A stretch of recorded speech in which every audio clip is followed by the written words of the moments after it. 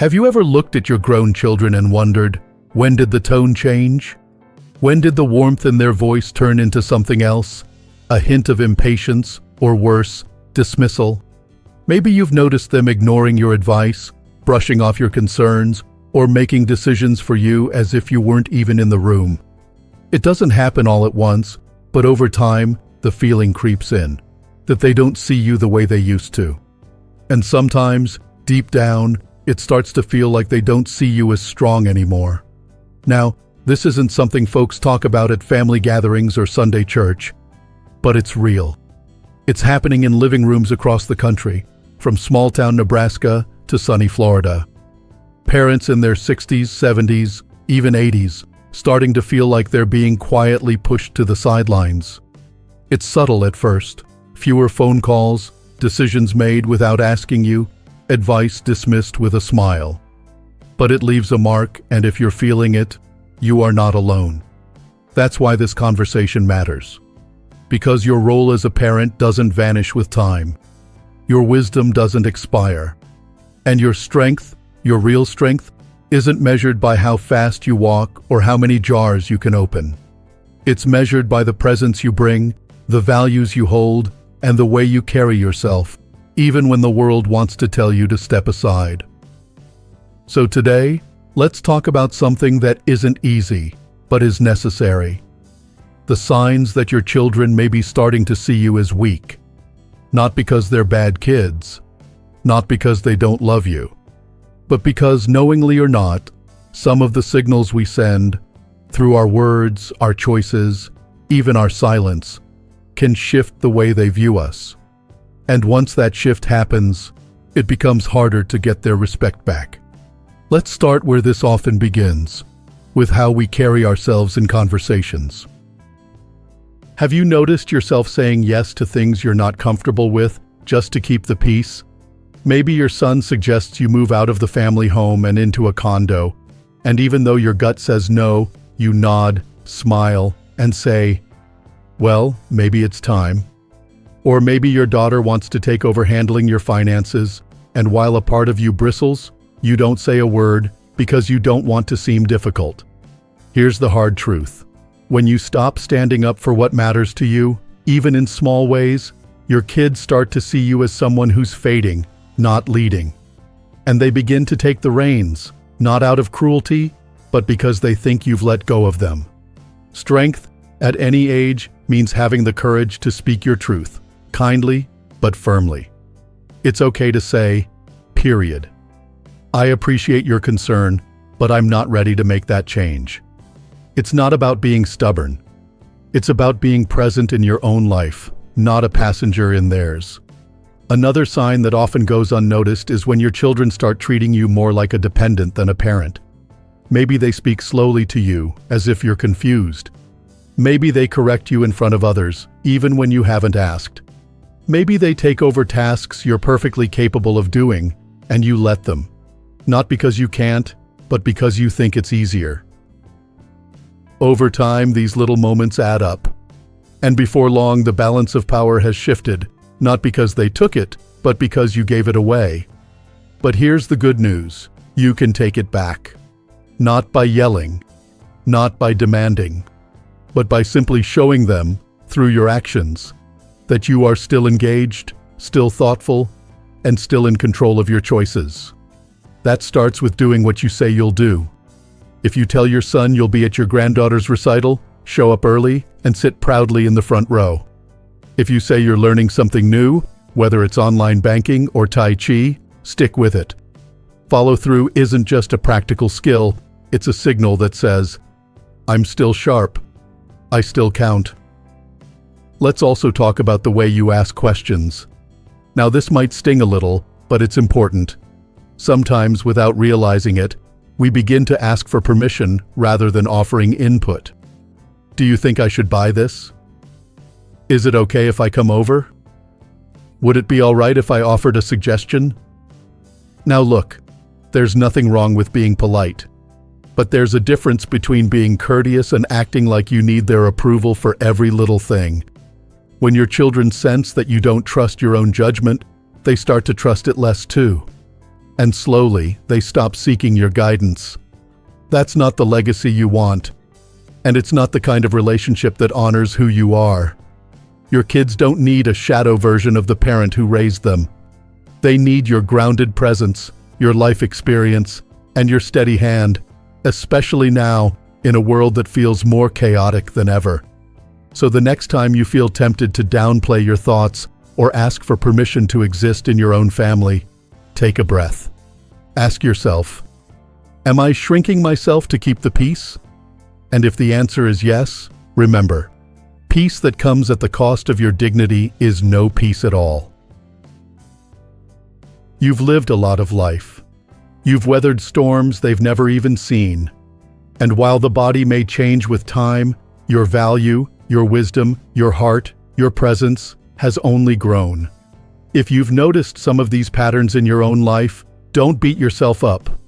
You're not alone, and it's never too late to make small shifts that lead to big change.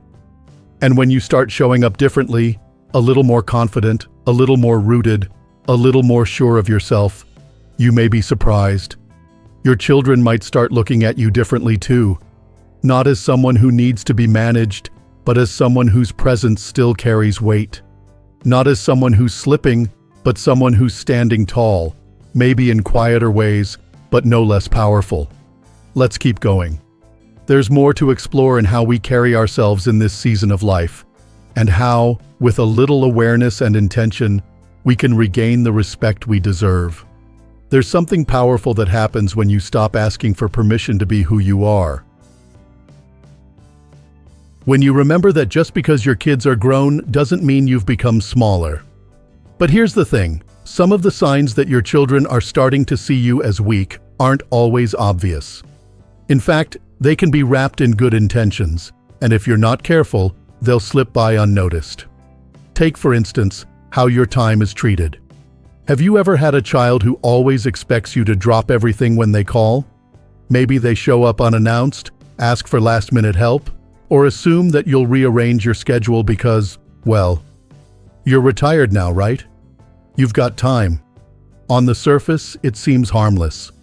They're busy, you're more available, and maybe you enjoy feeling needed. But over time, if your time starts to feel like it's not your own anymore, it may be a sign that they've stopped seeing your plans and priorities as important. Respect begins with boundaries. And boundaries aren't walls. They're reminders that your life, your time, your energy still matter. It's okay to say, period. I can't do that today. Or, I already have plans. It doesn't make you selfish. It makes you clear. And clear is kind. When your children know that your life is full, that you still have commitments, hobbies, routines, they're more likely to treat your time with care. But when they see that you'll always bend, always cancel, always adjust just for them, they stop viewing your schedule as something that counts. And it goes deeper than just time. It's about voice too. Have you ever shared an opinion and felt dismissed? Maybe you made a suggestion and they said, "That's old-fashioned." Or, "You just don't understand how things work now." It might be said with a laugh, a quick wave of the hand, but inside, it stings. Because whether they realize it or not, they're sending a message. Your thoughts don't carry the same weight they used to. And you know what? That's not okay. Because while the world may have changed, the fundamentals haven't. Kindness still matters. Integrity still matters. Hard work, honesty, loyalty, these aren't outdated ideas. They're timeless. And your perspective, shaped by decades of life, is more valuable now than ever. So when you're tempted to stay silent because they won't listen anyway, speak up. Not with force, but with calm certainty. The more you trust your own voice, the more others will too. There's another sign that creeps in quietly, and it's one of the most painful. When your children start making decisions for you without even asking. Maybe it's where you'll live, how your finances are handled, who gets what responsibility in the family. You're not consulted, you're informed.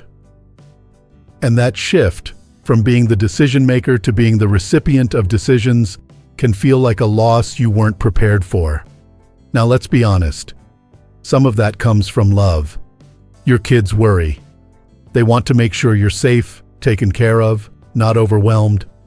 But good intentions don't erase the impact. When your voice is no longer part of the conversation, you become something to manage, not someone to respect. And that's not the kind of relationship you spent a lifetime building. If that's happening to you, the way forward isn't anger, it's clarity. Pull your child aside and say, "I appreciate that you care, but I want to be part of the conversation. My life, my choices, my say." Not in a confrontational way, but in a way that reminds them who you are. And if they resist, stay calm. Sometimes kids, even adult ones, need to be reminded that your mind hasn't faded just because your hair has grayed. And while we're talking about conversations, there's something else that might feel familiar. Have you ever felt like your presence in their lives is more of a formality than a desire? Like they invite you out of obligation, not enthusiasm? Or they call, but only when they need something? That sense of being needed, but not necessarily wanted, it's subtle, but it hurts. And sometimes, without realizing it, we reinforce that pattern. We say yes to everything. We give freely, our money, our time, our help, without ever expecting a true connection in return. But real respect doesn't come from how much you give. It comes from how much you value yourself. It's okay to say, period. I love helping, but I'd also just love to spend time with you, not as a helper, but as your parent. It's okay to want more than duty. You deserve more than duty. Because here's the truth that often gets buried under politeness. The way your children treat you reflects the way you show up for yourself. If you constantly downplay your needs, your worth, your opinions, they'll follow your lead.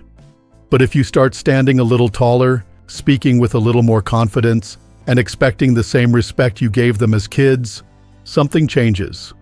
They see you differently. And sometimes that's all it takes to shift the whole dynamic. You don't have to be loud to be strong. You don't have to demand to be heard. You just have to remember that you matter. That your place in the family is earned, not erased.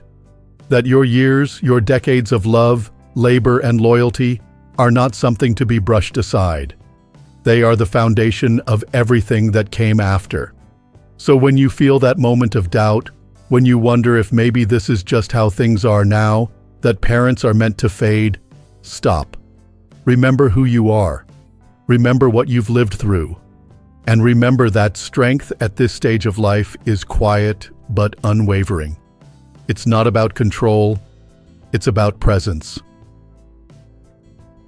There's a moment in every parent's life when you look at your child, not as the baby you once held, not as the teenager you once grounded, but as the adult they've become. And in that moment, there's often pride, but sometimes there's also a quiet ache, a sense that the relationship has shifted in a way you didn't expect, that instead of looking to you, they're looking past you. Not always out of disrespect, but because somewhere along the way, the balance changed. And if you're honest, maybe you allowed it to. But here's the good news. You don't need to shout, demand, or make big dramatic moves to shift things back. Real strength, especially now, shows up in how you carry yourself, in your steadiness, in your boundaries, in your quiet refusal to be treated as anything less than the full person you are. One of the clearest signals your children may see you as weak is when they start hiding things from you. Maybe they stop sharing what's going on in their lives. Maybe you hear about big decisions after the fact, or not at all. You're not consulted, just informed. And when you ask why, they say things like, "We didn't want to worry you," or "It's just easier this way." That sounds considerate, but let's be honest, it doesn't feel good. It feels like exclusion. And over time, it makes you feel invisible. But here's something to remember. When your children stop bringing you into their world, it's not always because they don't care. Sometimes it's because they've come to believe that you're too fragile for the truth, that you'll overreact or misunderstand or crumble under pressure. And while their intent might be kindness, the effect is isolation. You can shift that by how you respond. The next time your child shares something tough, a struggle, a mistake, a difficult choice, resist the urge to panic. Don't try to fix it. Just listen. Breathe. Respond with calm, not judgment.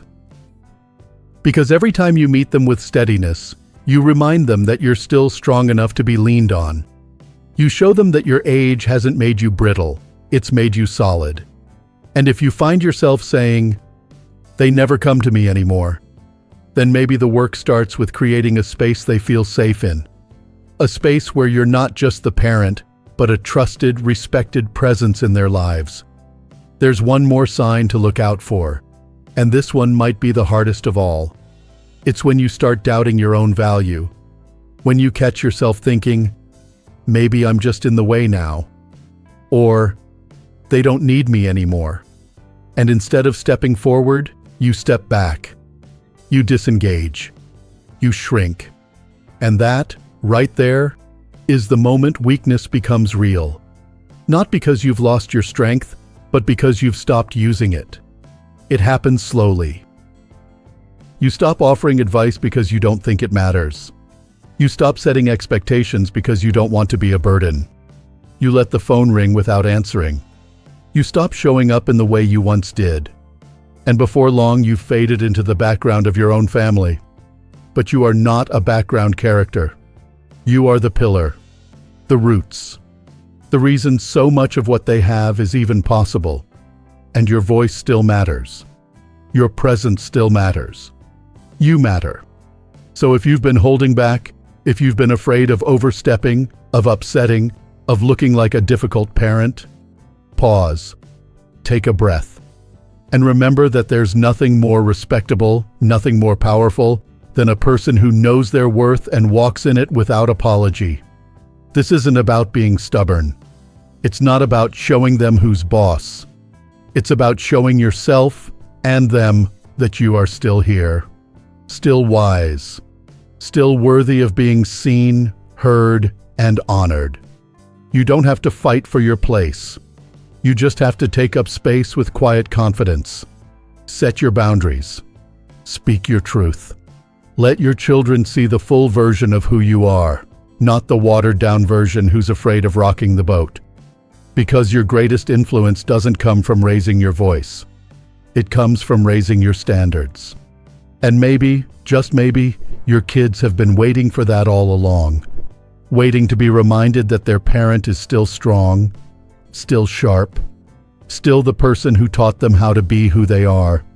So, if any of this has struck a chord with you, if you've seen yourself in these moments, know that it's not too late to change the story. Not with resentment, not with shame, but with quiet, consistent strength. And if you've found yourself thinking, "I don't know where to start," maybe it's as simple as picking up the phone, not to ask if you're needed, but to say, "I have something to say." Maybe it's declining something that doesn't sit right with you. Maybe it's doing something bold and unexpected, just to remind yourself that you still can. You don't have to prove your strength to anyone, but you do have to live like it's still inside you. Because it is. If this message resonated with you, if you've ever felt overlooked, pushed aside, or quietly disrespected, know that you're not alone. And you don't have to stay there. I'd love to hear your thoughts in the comments. Have you experienced this shift with your kids? Have you found ways to regain that balance and respect? Let's create a space where we remind each other that age doesn't erase authority. It deepens it. And if this video helped you, please take a moment to like it, share it with a friend, and subscribe to the channel Strong Elderly Life for more conversations that speak to your heart, your strength, and your journey. You've come too far, lived too much, and given too deeply to be seen as anything less than the incredible person you are. Here's to living your best life, respected, strong, and unshakably yourself.